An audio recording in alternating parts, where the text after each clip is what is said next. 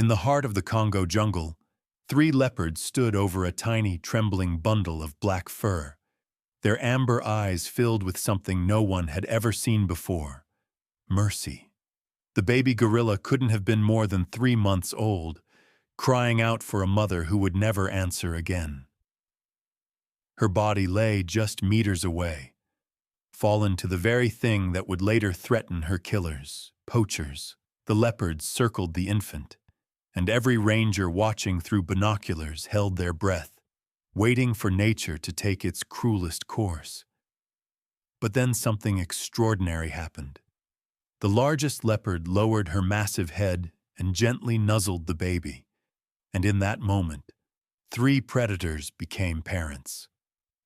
Have you ever witnessed something so impossible that it changed everything you believed about the world? The rangers couldn't explain it. Leopards don't adopt. They certainly don't adopt prey. But this mother leopard and her 2 nearly grown cubs seemed to understand that this orphaned baby was just like them, alone, abandoned, fighting to survive. It started on a morning that seemed like any other. Wildlife Ranger Marcus had been tracking poacher activity through the dense Congo basin when he heard something that made his blood run cold. Not the typical sounds of the jungle, but desperate, heartbreaking cries that pierced through the morning air. What he found shattered him. A female gorilla lay motionless on the jungle floor. Poachers had struck in the night, and clinging to her chest was a baby gorilla, no more than 3 months old. The infant was crying, trying desperately to wake his mother. Marcus reached for his radio. The nearest sanctuary was over 100 miles away. This baby needed immediate care, but before he could call, he heard something: the soft pad of paws on leaves. He looked up slowly. 3 leopards emerged from the foliage, a large female with a magnificent spotted coat, flanked by her 2 nearly full-grown cubs, their amber eyes locked onto the scene. Marcus held his breath. Leopards were apex predators. A helpless baby gorilla would be an easy meal. But here's what nobody expected that morning. The mother leopard didn't attack. She moved forward slowly, her eyes never leaving the infant gorilla. The baby saw her approaching and let out a terrified squeal. He tried to crawl away, his small arms dragging him across the forest floor. The leopard lowered her massive head. Marcus's finger hovered over his tranquilizer gun trigger. Then the leopard did something impossible. She gently nuzzled the baby gorilla with her nose. Not aggressive, comforting. The baby stopped moving.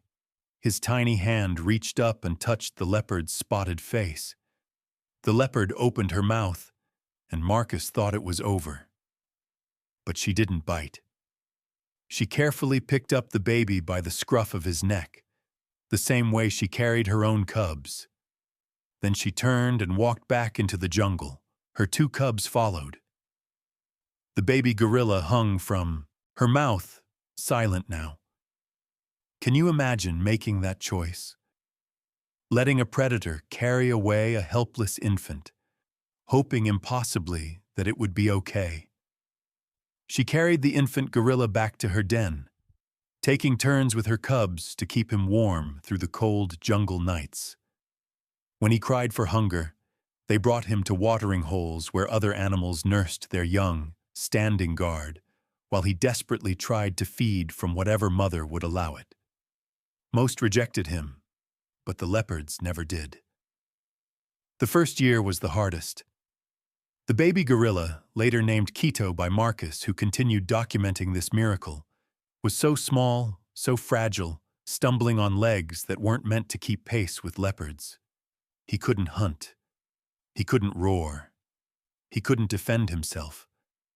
But his family protected him anyway, sharing their kills even when food was scarce, teaching him to climb trees when danger approached, letting him sleep between their warm bodies every single night.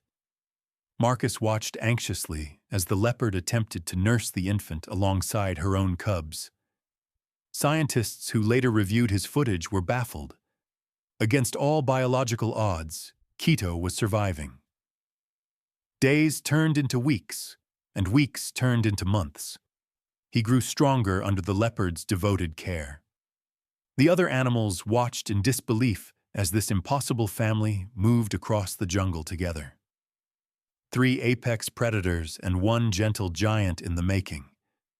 Can you imagine growing up knowing your family wasn't supposed to love you? But they chose to anyway. By his 3rd year, Quito had grown strong. He stood nearly 4 feet tall, his chest broadening with muscle, his hands powerful enough to snap branches like twigs. He moved with a grace that seemed almost feline.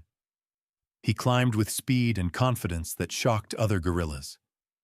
He had been raised by leopards, and it showed in every movement. But he was still their baby. He still slept with his head resting on the mother leopard's spotted coat. He still followed them everywhere, watching as they hunted, learning the rhythms of the wild from parents who spoke a different language, but loved in the same way. The leopards had grown older too. The mother's coat was streaked with gray, her movements a bit slower. She'd given everything to raise this orphan, and in return, he'd given her purpose. Then came the day that would test everything they'd built together.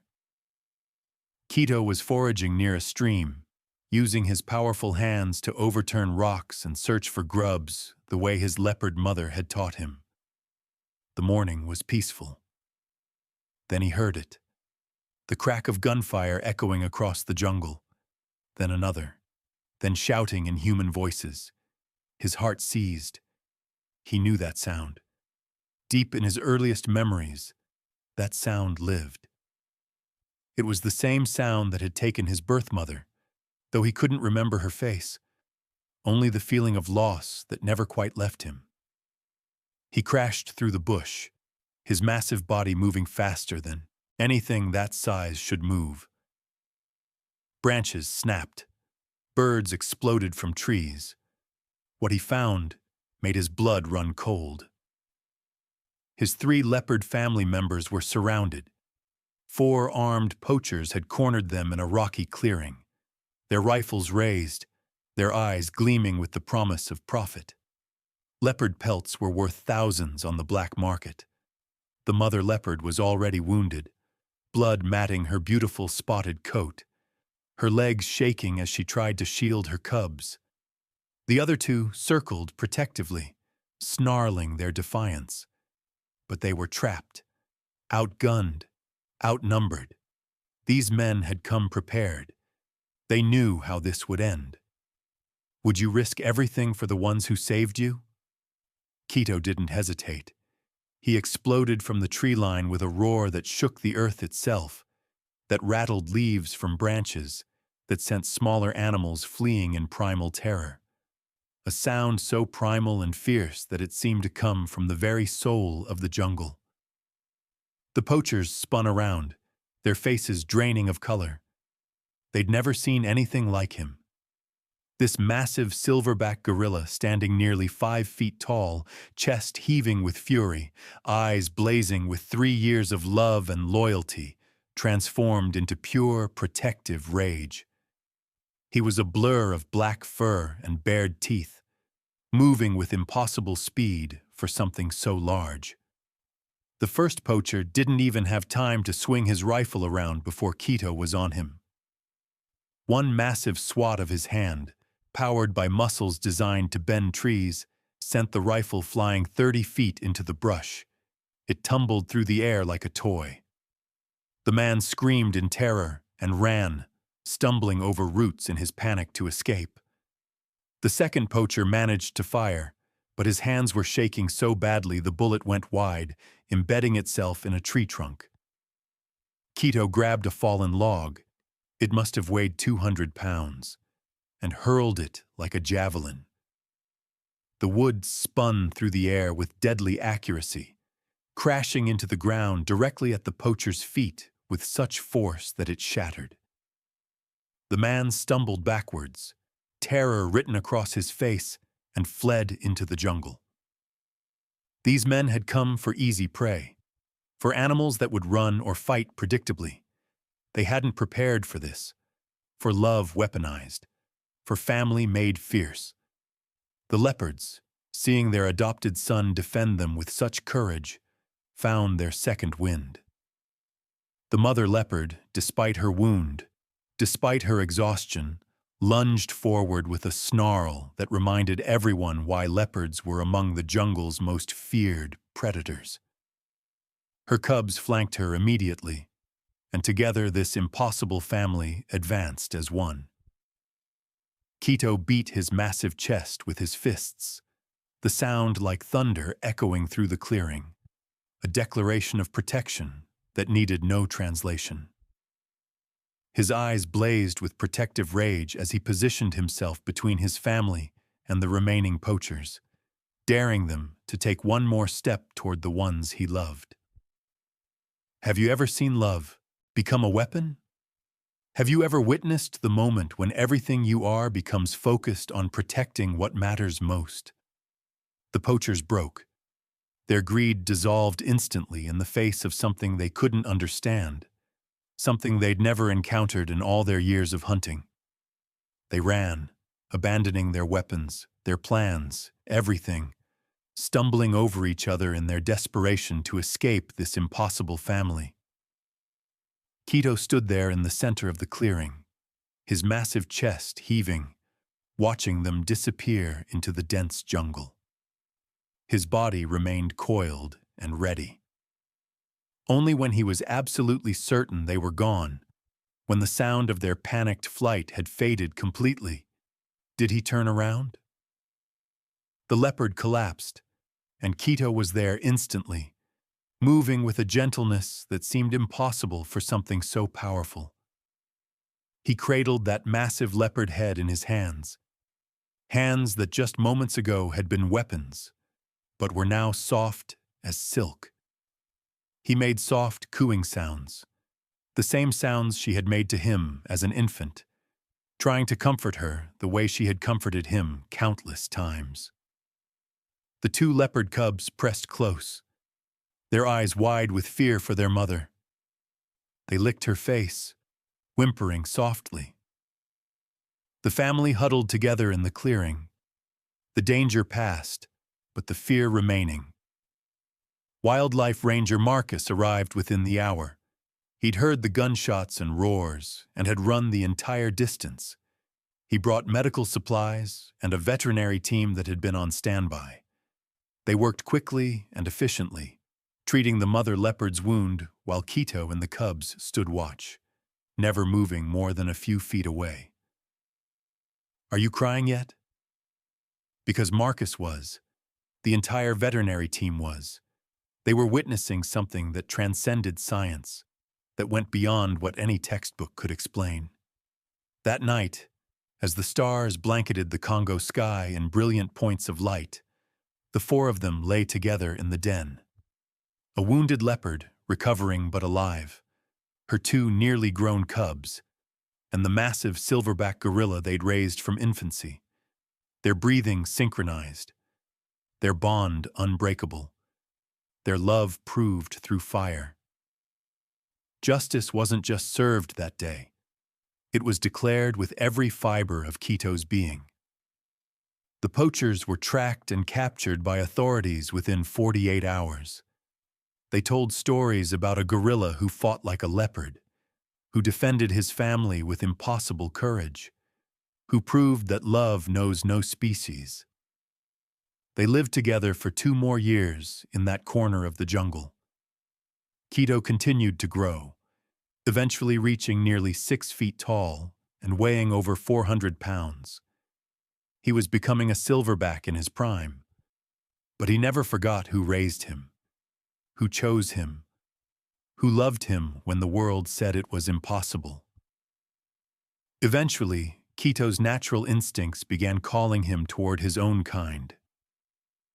A troop of wild gorillas had established territory nearby, and he started spending time with them, learning to be what he was always meant to be.